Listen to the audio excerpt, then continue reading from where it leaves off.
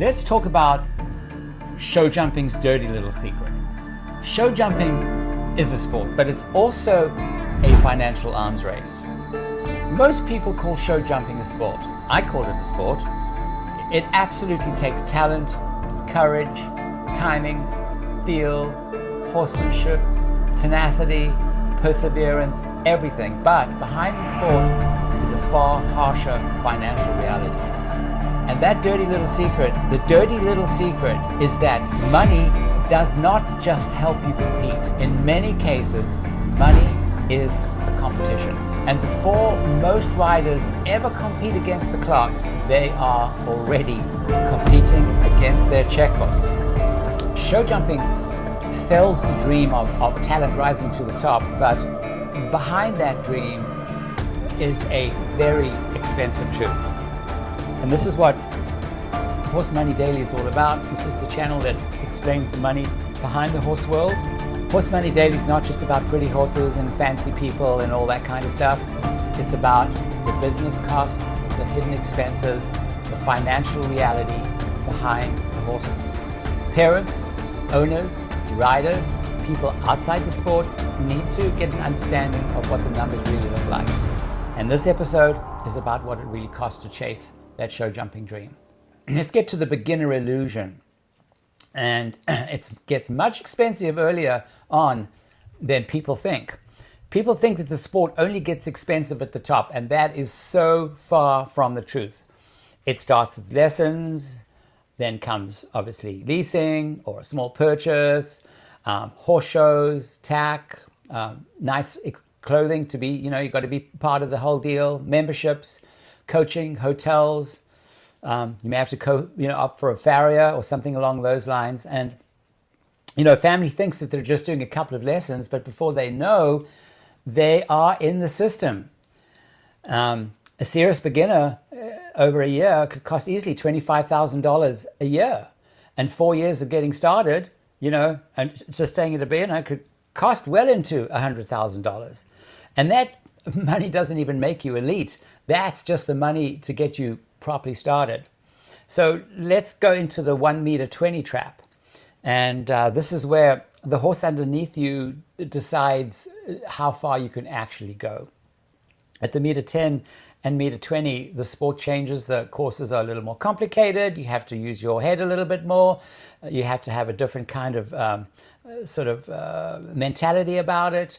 They're far more technical, but the horse has to be brave, adjustable, careful, and rideable.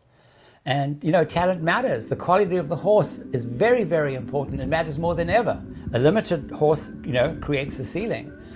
A better horse gives a rider far more opportunity. Now, a meter 20 horse can cost anything from $40,000 to $150,000. In the program of competing, anything from $75,000 up to, $140,000. And if you compete above this level, you know what you're in for. And this is where families don't really realize that they're not just, buying a horse, they're buying into a financial ladder. Now you get into the meter 40 reality, and so at the meter 30, meter 40, this becomes super serious money. It's no longer a casual sport. The horse needs real quality. It's not just to be safe or nice. It needs good scope, it needs to be careful, it needs great bloodlines, it needs to be sound, it needs to have experience, and obviously it needs a brain. Super important. The cost of competing horses rises very, very quickly at that point. The Grand Prix dream. Now, the Grand Prix dream is not just a rider and a horse. It's a full professional machine. The Grand Prix horse is not just a horse. It's an engine, it's a partner, it's your best friend, it's your asset, it's your risk, it's everything that you've put into it, and it's sometimes the whole rider's career. And the purchase price can cost thousands into the million. But buying the horse is only the beginning. You still need vet care, farrier, training, travel, all the stuff that goes with recoveries, shows, management. Having one horse is risky, because if it gets hurt, or you have to retire it, or it's tired, or stale, or something's happened, the rider's season can just disappear like that. and it could be for 1 year, 2 years. To campaign a Grand Prix horse costs anything from 300 to 750,000, per year. Now, if you go on the international show jumping circuit, it can get much, much higher. So, one horse gives you a chance. 2 horses give you backup. 4 horses gives you a campaign, and a full string of horses gives you a career. 1 horse versus 4 horses. This is where the arms race becomes absolutely obvious. 1 horse is expensive. Multiple horses are where the top riders separate themselves. The more horses you have, the more chances you have. If one gets hurt, another one can take its place and compete. If one horse reaches its limit, another one can step up. Now, if one horse gets sold, you have another 2 to back it up. Wealthy programs survive setbacks far, far better. And let's look at these numbers. A beginner horse can cost anything from 25 to 75 a year. Now you have a beginner with 4 horses, that's already 100 to 300,000 a year. At the meter 20s, you're looking at 300,000 to 700,000 a year. At the meter 40s, 4 horses, 600 to over $1 million a year. The Grand Prix level, 4 horses, 1.2 to 3 million. We haven't even got to the elite, section of it. 3 million over. So ordinary riders often get 1 shot, but wealthy riders can afford several. Now, they're the hidden costs that nobody really talks about. Buying the horse is only the visible cost.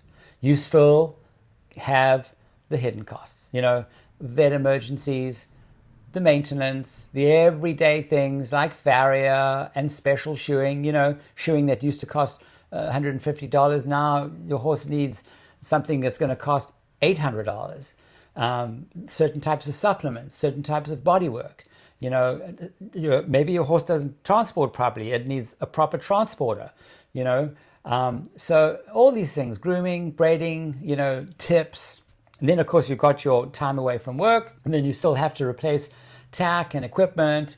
So the real cost is not just owning the horse. The real cost is keeping that dream alive. A family may be able to buy the horse, but buying the horse is not the same as funding the talent alone is not enough. Talent matters, yes it does, but talent needs access. And it does not mean to say that top riders are not talented. I'm not saying that one little bit. They are extremely talented and they've worked really hard to get there, but the talent has to survive long enough to develop. A talented rider needs mileage, can't just do 1 Grand Prix a year, or a meter 30 class, every 6 months. Mileage requires horses. Horses require money. Good horses require more money. Top horses require serious money. And then those horses need to be maintained and campaigned. So the problem is not that talent doesn't matter. The problem is that talent needs access. And that's why the same people are at the top and they keep rising and staying there. Top success comes from infrastructure, not ability. The same barns, the same families, the same owners, the same countries, the same programs show up again and again. And it's because they have the money, horses, shows, owners, sponsors, and backup systems. They can survive bad seasons. They can buy again. They can replace horses. They can make up for huge mistakes. And that happens to everybody. That is a different game from the rider who has only 1 chance. They do not just have talent. They have infrastructure. And anybody will tell you, the more you compete and the longer you compete, the more successful you'll be. Now, can show jumping be democratized? And the sport could become far more accessible, but it would take real structural change. You can have cheaper entry fees. Would that help? Not really. The biggest costs are the horses, the training, the travel, the care, and the time involved. The sport needs to have more shared ownership, more syndicates, more scholarships, more regional leagues, more public riding academies, better sponsored pathways, more owners backing talent and not just having horses that are a status symbol, more media attention to riders without money, If show jumping wants a wider future, it has to admit the truth. The barrier is not just talent, the barrier is access. So let's get back to the dirty little secret. Show jumping is one of the most beautiful sports to watch, to experience, to be a part of, because of the combination of the human and the animal, the feelings, the connection. But it's one of the most expensive pay-to-play sports in the world. At the lower level, the money will get you started. At the middle level, the money will get you mounted. At the top level, the money keeps you alive. And at the elite level, the money does not guarantee you victory. But without it, most riders wouldn't even get close enough to find out how good they really are. And is that so true? Before most riders ever get to compete against the clock, they are already competing against the checkbook. And that's show jumping's dirty little. In closing, please subscribe to Horse Money Daily.